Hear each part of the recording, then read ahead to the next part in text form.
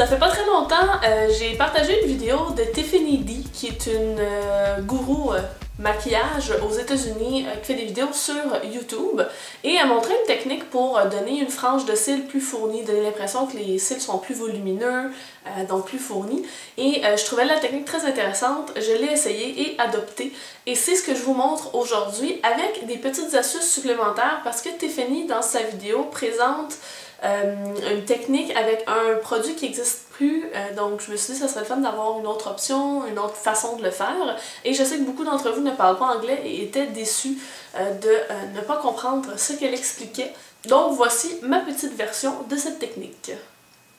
La première étape de ce look-là, c'est de s'assurer que la paupière mobile soit uniforme en termes de couleur et aussi que vos fards tiennent plus longtemps. C'est un peu moins important que d'habitude parce qu'on va aller très légèrement sur les fards, mais quand même, vous pouvez soit utiliser tout simplement du cache-cerne pour venir unifier, et ça va aider aussi en termes de tenue.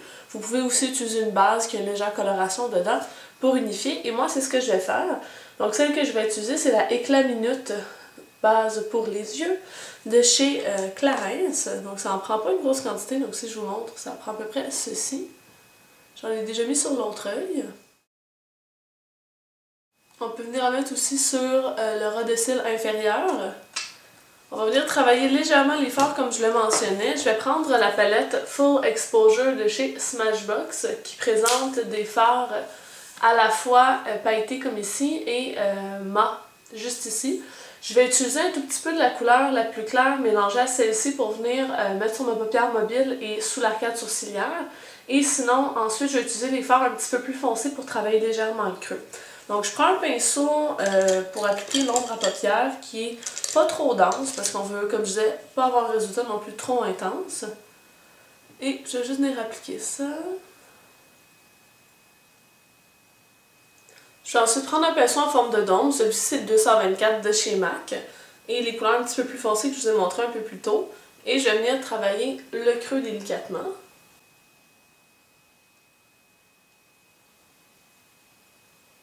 Pour aller foncir le coin externe, j'ai utilisé un tout petit peu de la couleur la plus foncée ici. Bon, ça c'est le maquillage de base. Ensuite, les étapes qu'on va venir faire, c'est vraiment ça qui va venir donner tout le volume aux cils. Donc la première chose que Tiffany mentionnait, c'était de venir travailler le ras de cils inférieur avec quelque chose de quand même doux, mais qui va suivre vraiment la ligne des cils. Donc on va prendre un pinceau crayon. Celui-ci c'est le 904 de chez Sedonalaise, donc c'est un petit pinceau. Et je vais venir chercher les couleurs ici que j'ai utilisées pour travailler mon creux. Je vais venir suivre près de ma ligne des cils. Et là, je vais aller chercher l'autre couleur plus foncée, mais avec un pinceau plus précis. Je vais prendre un pinceau biseauté. Celui-ci, c'est un pinceau de chez EcoTools. Et je vais venir prendre la couleur juste ici. Et je vais suivre vraiment la ligne des cils, comme si j'allais épaissir la racine de mes cils. Et là, on va venir tracer une ligne au-dessus.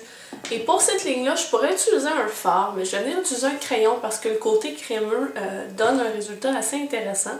Je vais prendre un Kajal de chez Physicians Formula. Donc vous pouvez peut-être constater que j'ai eu un petit problème avec mon Kajal. Son bout c'est carrément détaché, mais comme j'aime beaucoup quand même sa texture, je vais l'utiliser. Donc bref, je ne donnerai pas un A+ pour le produit, parce qu'il s'est brisé, mais c'est quand même un produit intéressant que j'apprécie particulièrement. Donc ce que je vais faire, c'est que je vais venir tracer directement sur ma ligne des cils supérieure et je vais faire le trait un petit peu plus large au coin externe et je vais arrêter à peu près au centre de l'œil parce que le reste, je vais venir l'estomper. Je vais prendre mon pinceau estompeur de chez Quo et je vais venir tout simplement repasser sur la ligne pour la flouter, la rendre plus fondue pour qu'elle soit plus subtile. Au coin externe, je vais la fondre pour faire en sorte qu'on vienne un petit peu se mélanger dans le foncé que j'ai déjà au coin externe. Ensuite de ça, je vais venir travailler une ligne très fine de eyeliner qui va vraiment suivre la ligne de mes cils. Le but, c'est d'avoir vraiment un résultat très délicat, comme si c'était vraiment ma ligne des cils qui était juste plus foncée et non pas qu'on voit vraiment le trait. Et à la fin, je vais faire une petite pointe pour justement venir imiter comme si j'avais un cil qui était un petit peu plus long.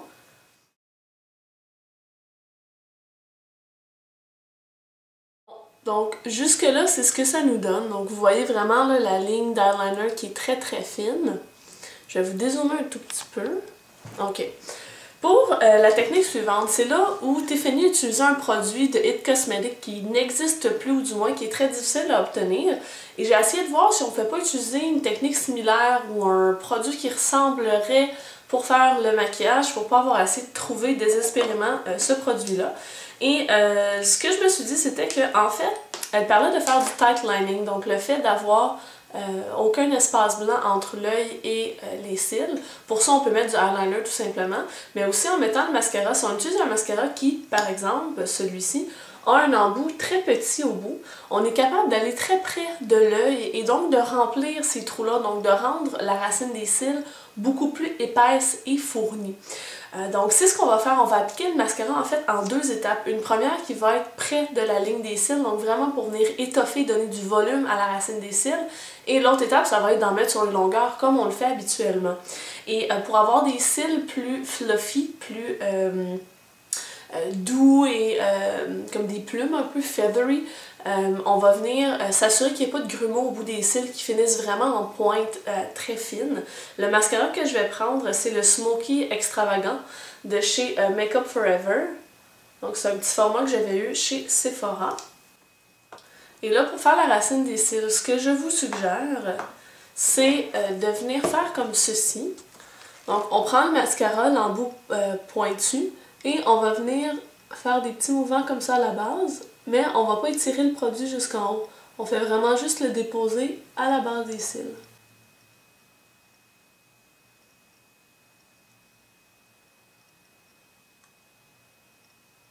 Je sais pas si vous remarquez tout de suite, là, mais on dirait vraiment que ma racine des cils est beaucoup plus pleine, puis il y a un amalgame beaucoup plus grand avec la ligne d'eyeliner que je viens de faire. Donc je vais faire l'autre côté. Et là, on va reprendre du mascara puis on va l'appliquer comme d'habitude. Et je vous suggère la technique de zigzag en appliquant votre mascara pour encore venir en déposer un petit peu plus à la racine des cils.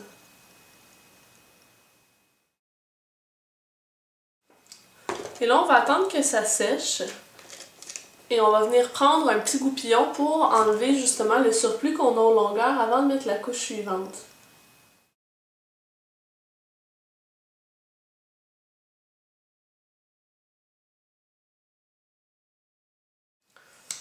Et là, je vais venir remettre ma deuxième couche.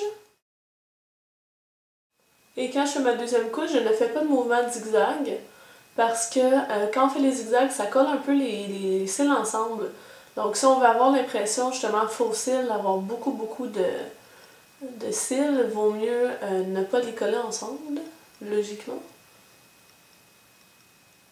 Même après, avec votre goupillon, vous pouvez venir les séparer. Et là, je vais venir avec le surplus faire mon rotile inférieur.